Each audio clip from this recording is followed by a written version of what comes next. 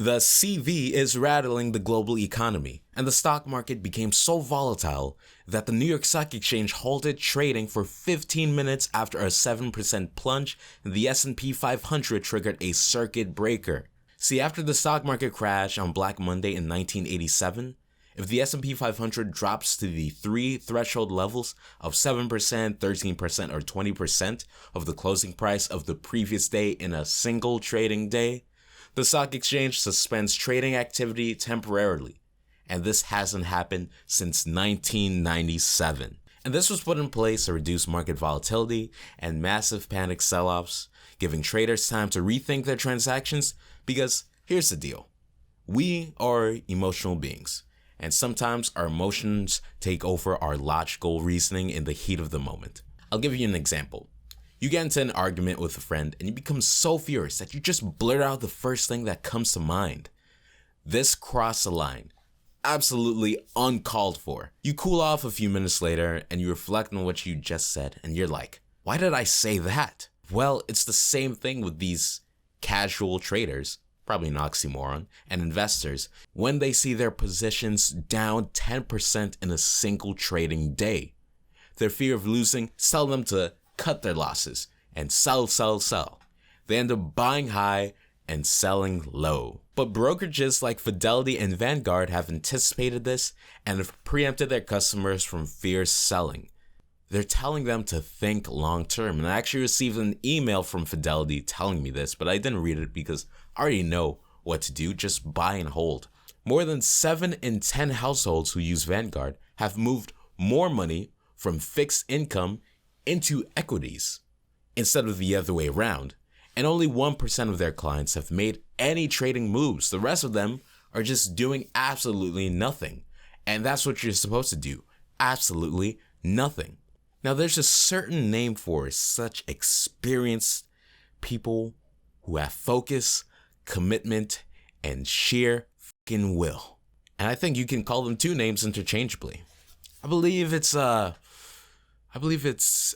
intelligent investors and seasoned traders. Be greedy when others are fearful. Unfortunately, this will not put the CV to rest. Could the New York Stock Exchange and Wall Street be closed to prevent the spread of the virus? To all the floor traders there and other analysts who work there, not just in the stock exchange, but in Wall Street and the financial district. Just a few short minutes before I recorded this video, the World Health Organization deemed the virus a pandemic. I live in New York City, and it is the most densely populated city in the United States with over 8 million people last time I checked. There's all these people from all over the world coming here for all the landmarks, the Statue of Liberty, tourist attractions, the World Trade Center, Empire State Building. There's just so many things here. And you have all these financial corporations like JP Morgan, Goldman Sachs, having their headquarters right here in New York City, downtown Manhattan. Now, history tells us that when contagious virus meets highly populated area, in New Yorker terms, that means the streets is done. Precautions have to be taken, especially in these types of areas. I mean, it's New York, for crying out loud. So you have all these businesses ordering employees to start working from home and schools closing. So it's only a matter of time before the stock exchange itself has to close. Now, the New York Stock Exchange has closed multiple times in the past. So this isn't unexpected. We're going to take a look at some of those times. So right now I am on dividend.com, and if you're a dividend investor, this is probably in the top 5 websites that you should be using on a regular basis to check up on your dividends and all that other information. World War I, July 30th, 1914. Following the conflicts that began in June 1914, the New York Stock Exchange closed due to the pending World War. The stock exchange closed on July 30th, 1914, and did not reopen until December 12th, 1914. On the final day of trading, the Dow was down 6.9%. When the stock market did reopen on December 12th, The Dow surged 4%. The death of President John F. Kennedy, one of my favorite presidents ever, November 22nd, 1963.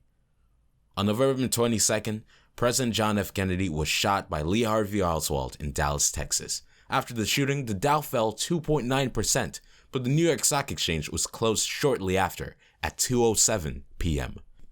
3 days later, the stock exchange was closed again to acknowledge the funeral of the president. When the markets reopened the following day, the Dow surged 4.5%, erasing the losses from the previous days.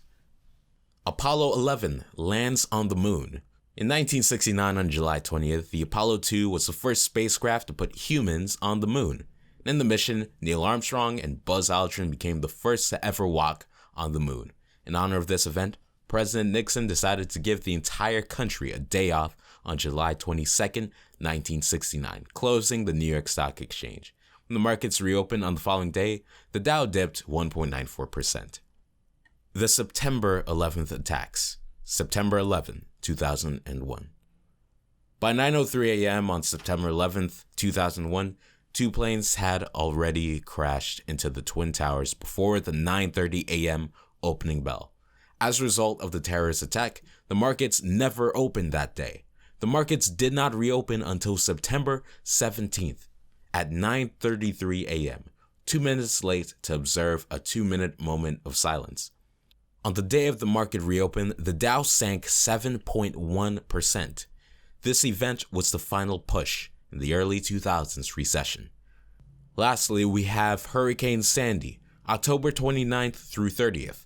In 2012, the New York Stock Exchange closed its doors due to the devastation of Hurricane Sandy. The hurricane destroyed areas of New Jersey and New York, causing Lower Manhattan to be faced with extreme flooding and power outages. This closing became the first weather-related closing since Hurricane Gloria in 1985, and the first weather-related multiple-day closing in 127 years. When the market reopened, the Dow was positive, up 1%. Now, there have been way more times when the New York Stock Exchange had to close, but those were the ones that were on dividend.com. Now, investors, the stock exchange might close in New York, might stay opened, but whatever happens, just keep on doing what you have to do. Now, if this does happen, we're going to have to look at frozen portfolios and might not be able to do anything. And it might seem unnatural to you and me, because imagine on a Thursday where it's not a holiday and it's 11 in the morning and the stock market is still closed because the stock exchange is closed. Well, we're going to have to get used to it. History is taking place right before our eyes. And it's truly fascinating that I was able to start investing right when all these things were happening. I was able to experience the bull market. I was able to experience this precursor to a potential bear market. I was able to experience a trading halt. I was able to experience all this market volatility. And I've only been trading for less than a year. That's history, man. And I really hope this virus becomes contained. Guys, you got to stay safe out there. Don't touch your face. Try to limit your interactions with people outside or with coming into contact with objects that are publicly used. Hopefully, you're a dividend investor in 3M because I know they are making bank right now. But on a serious note, just stay safe out there and just continue to buy and hold. This is the perfect buying opportunity. I really hope you guys are continuing to buy more of these stocks at a discount, especially the airline and cruise ship stocks like Delta Airlines and Carnival Corp. Last thing I want to say before this video ends is that I've created a t-shirt line on Teespring, and it's just a bunch of all these other things like, you know, those shirts that has the word and the definition of it, like entrepreneur, recession. There is a recession sweater, t-shirt, in all these different colors, and I'm going to put it up on screen right here. It says recession, the Black Friday of the stock market. So if you guys want to buy it and support me, then do so. I'm going to create more about buying and holding, like all these nice quips and maybe quotes on the shirt. Just do that in Photoshop. And one last thing before I go, I've been inspired to create a blog a newsletter that I'll be posting out weekly, and it will basically be me going more in depth about topics that I cover in the video like this. I already have it typed up right here. I just need to set up some other things. But if you want to be added to the wait list, or not the wait list, but the newsletter, it is the Gospel of Finance .substack.com. So if you guys want to go there and subscription is free. You can also opt into paid subscriptions. And once I fully have it set up, I'll start posting stuff once a week, some inspiration, some things about financial literacy, the stock market, investing, all these other topics. And if you guys want to start off your week with a good financial read, I highly recommend you do subscribe for that. I'll put the link to that, all of the things that I just mentioned, in the description. I also created a Gospel of Finance Twitter account to go with this newsletter, so you guys can follow that as well. It'll be at the top of the description and also the pinned comment in the comment section. So investors, once again, I say, listen to Warren Buffett. Blood's in the streets right now. Don't do anything. Keep doing what you've always been doing and be an intelligent investor. I'll see you later. Happy trading day.